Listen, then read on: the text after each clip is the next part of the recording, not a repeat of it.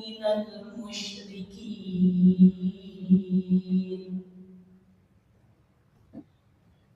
Hadirin sidang Jumat rahimakumullah. Puji syukur mari kita panjatkan kehadirat Allah, salawat dan salam mari kita curah limpahkan kepada junjungan kita Nabi besar Muhammad sallallahu alaihi wasallam. Kita berada di hari Jumat dan bertepatan dengan hari raya Idul Adha 10 Dzulhijjah 1446 Hijriah. Ketika kita memperingati hari raya Idul Adha, banyak sekali yang bisa kita ambil hikmah dan pelajarannya. Dan salah satunya sejatinya adalah kita meneladani kisah keluarga yang luar biasa, keluarga yang diawali dari keluarga yang kecil menjadi sebuah keluarga dan penuh dengan tatanan besar, sampai-sampai diabadikan di dalam Al-Quran, dan sampai-sampai juga kita perlu dan harus meneladani keluarga ini. Siapa itu? Yaitu keluarga Nabi Ibrahim alaihissalam. Kalau kita berbicara keluarga, tentu ada unsur-unsur di dalam keluarga. Ada orang tua, ada anak. Orang tua diwakili oleh ayah dan ibu, dan tentu ada anak, bisa anak laki-laki ataupun perempuan. Dalam kisah ini kita bisa dapati tokoh atau sosok yang bisa diteladani adalah seorang ayah yang kita sangat mengenalnya adalah Nabi Ibrahim alaihissalam. Sedangkan tokoh anak yang bisa dan harus kita teladani juga pada kisah ini adalah Nabi Ismail alaihissalam. Dari dua tokoh ini, maka berikutnya dan sampai sekarang timbul dan terus berkembang perkembangan dari zaman ke zaman, sampai dari kedua yang lahir manusia terbaik, dan juga dari Nabi Ibrahim dan Nabi Ismail lahirlah manusia terbaik ciptaan Allah Subhanahu wa taala, yaitu Rasulullah sallallahu alaihi wasallam. Oleh karena itu hadirin, karena pentingnya dalam momen ini kita meneladani kisah keluarga Nabi Ibrahim alaihissalam beserta anaknya yaitu Nabi Ismail alaihissalam, maka tema khutbah pada kesempatan kali ini meneladani pola asuh Nabi Ibrahim sehingga mendapati kesolehan Nabi Ismail alaihissalam. Hadirin Allah Subhanahu wa taala, anak adalah kebanggaan orang tua. Anak yang salah saja terkadang dibela, bahkan bahasa kitanya dibela mati-matian. Apalagi anak yang soleh tentu jadi kebanggaan bagi orang tua. Nabi Ibrahim alaihissalam sebagai orang tua sangat bangga, dan juga kita sebagai manusia-manusia di akhir zaman ini yang bisa melihat dan juga bisa meneladani, menelaah kisah-kisah Nabi Ibrahim dan Ismail, tentu juga sangat-sangat bangga dengan adanya Nabi Ibrahim dan Ismail sebagai tuntunan bagi kita semuanya. Hadirin, Nabi Ibrahim mengajarkan kepada kita yang dibagikan dalam Al-Quran bagaimana caranya supaya mendapati anaknya, khususnya Nabi Ismail alaihissalam, menjadi anak yang soleh. Di antaranya yang pertama, untuk mendapati anak yang soleh harus diawali dulu dengan diri pribadi yang soleh terlebih dahulu. Jadi sebelum kita memiliki anak yang soleh, sejatinya harusnya, idealnya kita juga memantaskan diri, berusaha untuk menjadi orang yang soleh.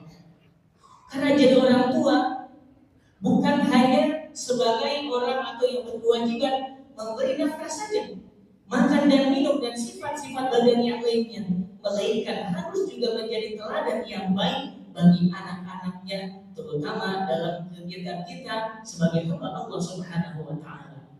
Terkait dengan kesolehan Nabi Ibrahim alaihissalam, tentu kita banyak tahu, dan salah satu yang paling utama adalah dalam surah Al-Mumtahanah ayat 4, Allah berfirman, A'udzubillahi minasyaitonir rajim. Qad kanat lakum uswatun hasanah fi Ibrahim wal ladzina ma'ah. Sungguh ada suri tauladan yang baik dalam diri Nabi Ibrahim alaihissalam dan juga orang-orang yang besertanya. Kalimat uswatun hasanah yang kita terjemahkan bersama yaitu suri tauladan. Ini merupakan bentuk pujian dari Allah Subhanahu wa taala bagaimana mumpuninya Nabi Ibrahim alaihissalam secara pribadi menjadi hamba Allah yang soleh. Jadi banyak sekali mulai dari Nabi Ibrahim menjadi bapaknya tauhid umat manusia dengan konsep ketauhidan yang mengesahkan Allah Subhanahu wa taala sampai-sampai kita baca di dalam doa iftitah kita. Dan kemudian banyak lagi keteladanan kesolehan secara pribadi Nabi Ibrahim alaihissalam selain beliau adalah Nabi dan Rasul.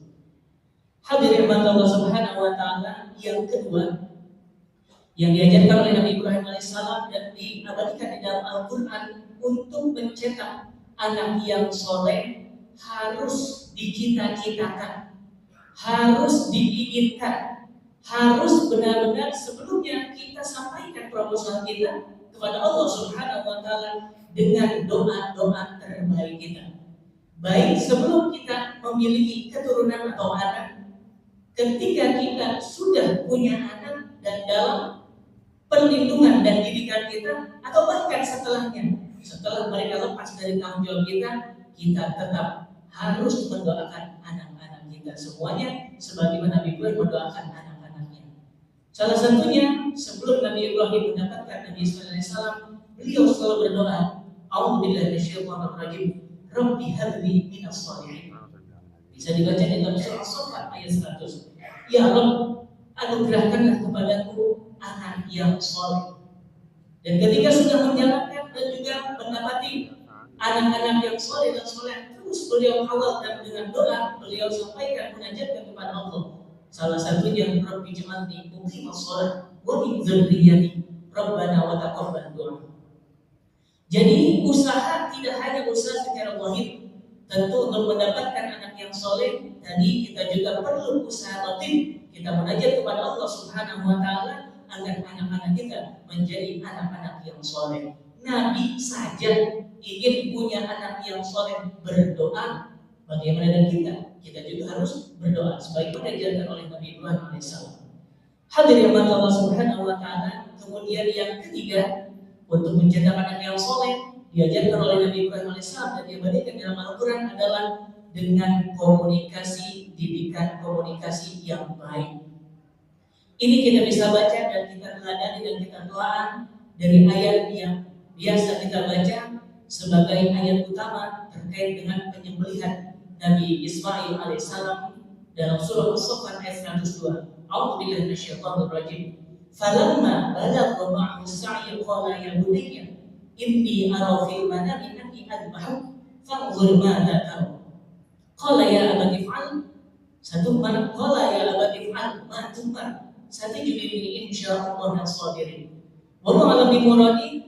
Maka ketika Nabi Ismail telah mencapai umur bisa diajak bicara dalam riwayat lain atau dalam terjemahan bisa diajak untuk bekerja, maka Nabi Ibrahim berkata, ya bunayya, wahai anakku tersayang, aku sesungguhnya aku melihat dalam mimpiku aku menyembelih. Maka bagaimana pandanganmu? Bagaimana pendapatmu? Dari penggalan terjemahan disebutkan bahwa Nabi Ibrahim mendapatkan perintah dari Allah untuk menyembelih. Lalu apa yang dilakukan oleh Nabi Ibrahim alaihissalam setelah yakin bahwa itu adalah perintah dari Allah? Tidak serta-merta langsung melaksanakannya, melainkan berdiskusi terlebih dahulu, melainkan berkomunikasi dengan baik, bermusyawarah sampai Nabi Ibrahim dengan baiknya, dengan komunikasi yang lemah lembut dengan kalimat ya bunayya, wahai anakku yang tersayang kalau bahasa kitanya, maka mendapati jawaban terbaik juga Nabi Ibrahim, ya abati, wahai ayahku yang tersayang, if'al, kerjakan, laksanakan. Matumar apa yang diperintahkan kepadamu satajiduni insyaallah minas sabirin. Maka engkau akan mendapati diriku termasuk orang-orang yang sabar. Dari sini kita bisa ambil poin utama dalam mendidik, dalam mengajarkan segala hal. Salah satu dari tiga tadi yang utama adalah terkait dengan komunikasi. Komunikasi ini bisa jadi akar dari semua cara kita mendidik anak-anak kita. Dengan komunikasi yang baik, misalkan dengan panggilan. Panggilan tadi, ya bunayya, ya abadi. Kalau bahasa kitanya, sayang, ganteng, pintar, hebat, raja, dan seterusnya. Itu adalah panggilan-panggilan yang luar biasa, juga bagian dari doa yang juga bisa melunakkan hati anak-anak kita. Terlebih dari itu, namanya berbicara.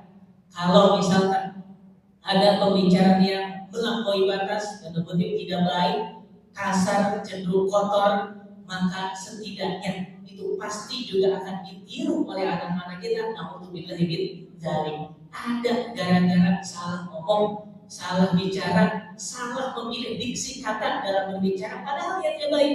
Ada sengketa, ada silang sengketa, ada perang dingin antara orang tua dan anak yang diawali dari komunikasi yang buruk. Oleh karena itu Nabi Ibrahim mengajarkan kepada kita, Allah mengabadikan di dalam Al-Quran untuk mendapati anak yang baik, salah satunya harus dengan komunikasi yang terbaik. Hadirin Allah Subhanahu wa Ta'ala, ini 3 hal yang diajarkan Nabi Ibrahim alaihissalam supaya mendapati kita punya anak-anak yang soleh, sebagaimana Nabi Ibrahim alaihissalam mendapatkan anak yang soleh yang ada dalam diri Nabi Ismail alaihissalam.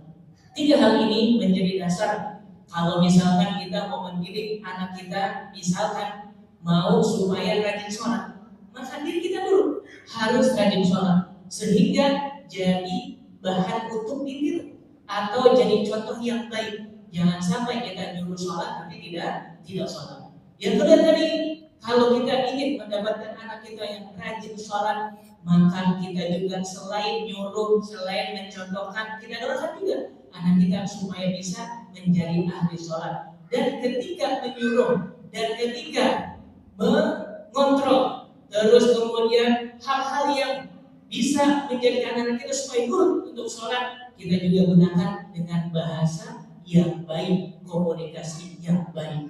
Mudah-mudahan Allah berikan taufik dan hidayah kepada kita supaya kita semua bisa menjadi orang tua yang baik, sehingga nantinya Allah memberikan kepada kita anak yang soleh dan solehah. Kita sebagai anak juga mudah-mudahan punya orang tua yang baik dan kita berusaha menjadi anak yang baik, soleh dan solehah bagi kedua orang tua kita. Bagi orang tua kita yang sudah meninggal, jangan lupa kita doakan kepada Allah Subhanahu wa Ta'ala, mintakan istighfar, mudah-mudahan Allah berikan naungan maghfirah bagi orang tua kita yang sudah meninggal. Amin ya Allah ya Rabbal alamin. Demikian kurang lebih, mohon maaf.